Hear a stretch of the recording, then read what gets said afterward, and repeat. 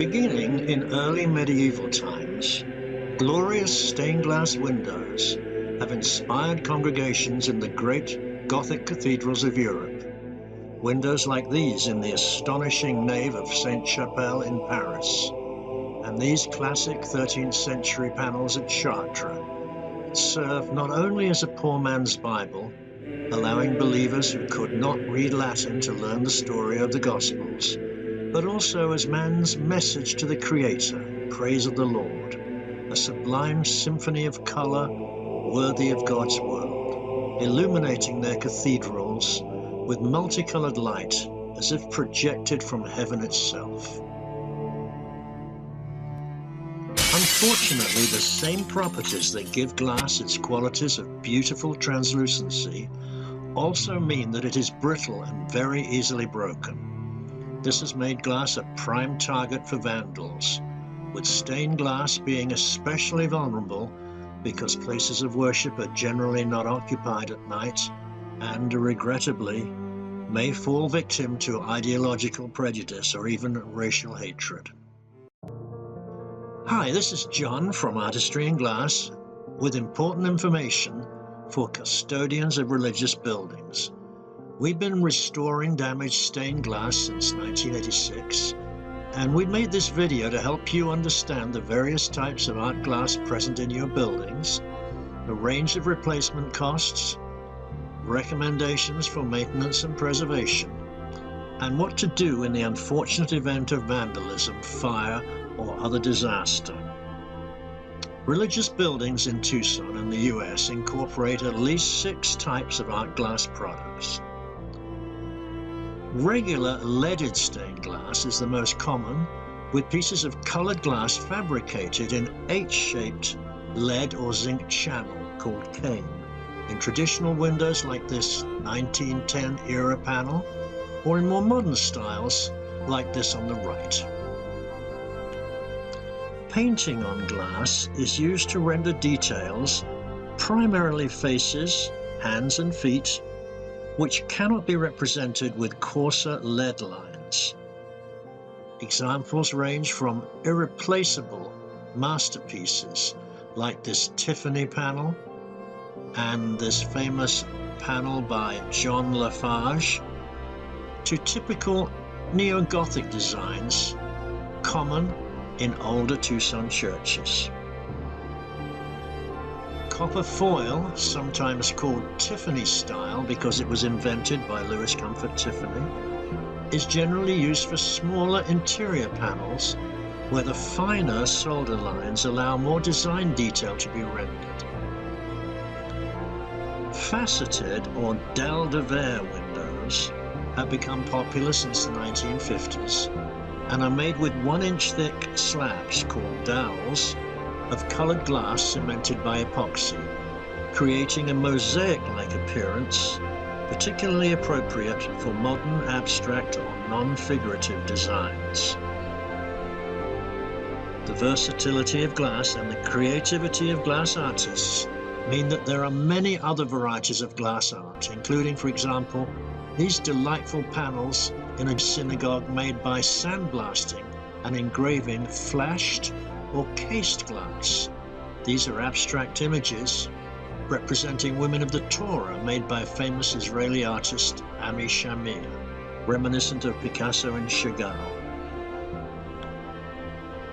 Finally, several religious buildings in Tucson have made use of colored glass and ceramic fragments called tesserae to create indoor or outdoor mosaic patterns.